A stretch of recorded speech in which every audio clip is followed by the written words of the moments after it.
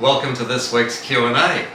We've got a great question from one of our Aussie Expat viewers around the world, and it relates to the considerations you should look at if you're thinking about buying an investment property either in Australia or in your country of residence.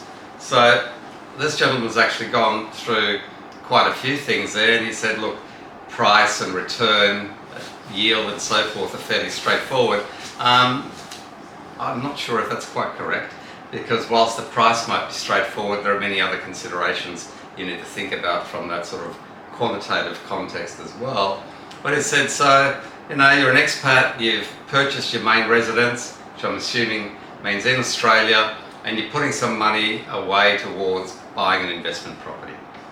What are some of the considerations when choosing where to buy that property, i.e. your country of residence, where you're working and residing, or back in Australia? So let's have a look at these things, because there are many things you actually need to think about, and a lot of people have often asked me that question when they're looking to buy an investment property, potentially in a much cheaper jurisdiction. It might be somewhere like Indonesia or Malaysia or some other countries around the globe. So let's look first of all at some of the macro things, and it's not quite obvious sometimes. You've got to look at below the surface and say, well, Australia's got some very strong property ownership laws, but that's not necessarily the case if you're buying something perhaps in one of those jurisdictions that is quite different. So people have to know the legal structure and the tax structure of the country they're looking to buy in. And the most important thing is obviously the property ownership laws, because you want to protect your asset that you're going to spend a lot of money on. So is it going to be freehold title or leasehold title? And then you've got to look at what's the ownership structure going to be.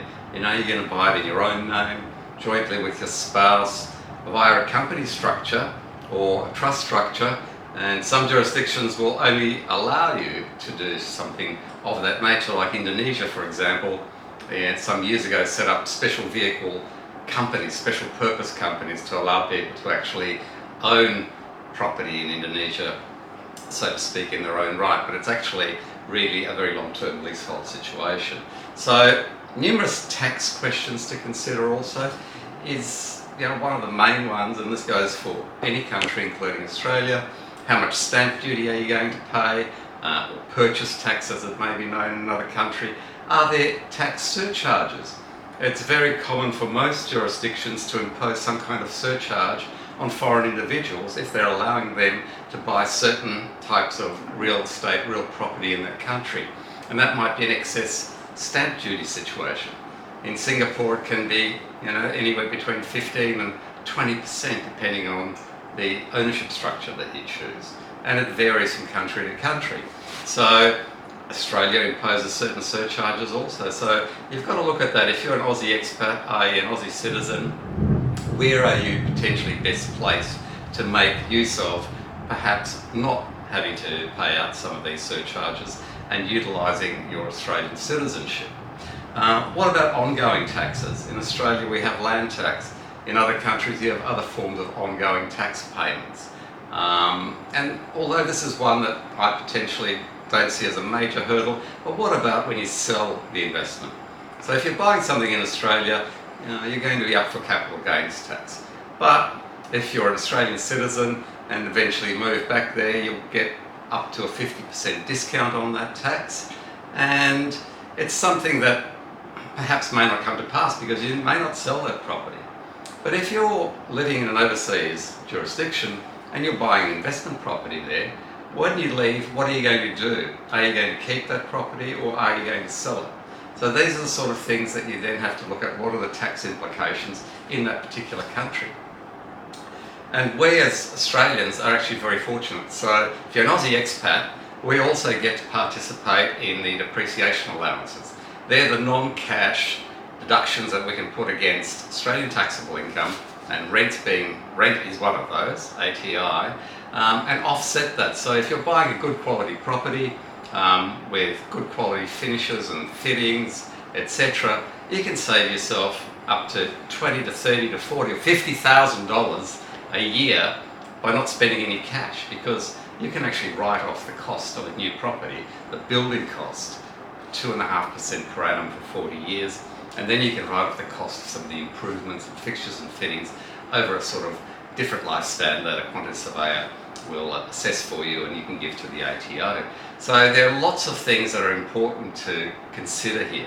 And that's an asset, because if you build up tax credits after you've used up all you need on your rental income, you can take those back with you if you repatriate and offset that against personal exertion income, or perhaps capital gains tax when you want to sell that asset somewhere down the track. So another thing which wasn't asked but is really important is, where are you going to get a loan from? If you're going to buy a property in Australia, the easiest way, generally speaking, is to obtain a loan from an Australian bank. And there are lots of perhaps benefits associated with that. One of the ones that people don't often think about is, if they can finance an Australian property through an offshore bank, if they leave that jurisdiction due to their work there expiring, or they're made redundant, or whatever the case may be, usually the bank will say, well, you've got to repay that loan now, because you're no longer residing in this country and earning an income here. So you've got to think, am I going to be in a position at that point in time to refinance that loan with an Australian bank? I may not have a job at that point in time, so a bank won't give me a loan. So there's some really important things that people don't think about, and they just look at the macros.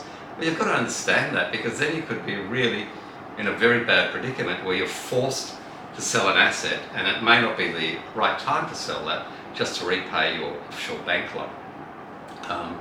Lots of things that we can think about. The other things there, obviously, if you're looking at an offshore bank, generally the maximum LVR, or loan to value ratio, will be somewhere around 50 to 70%, whereas with Aussie banks we can do up to 85% with no mortgage insurance. So it makes it far more attractive to deal on that basis.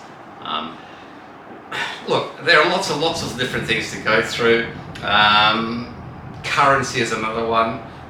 Currency fluctuation in terms of loan servicing.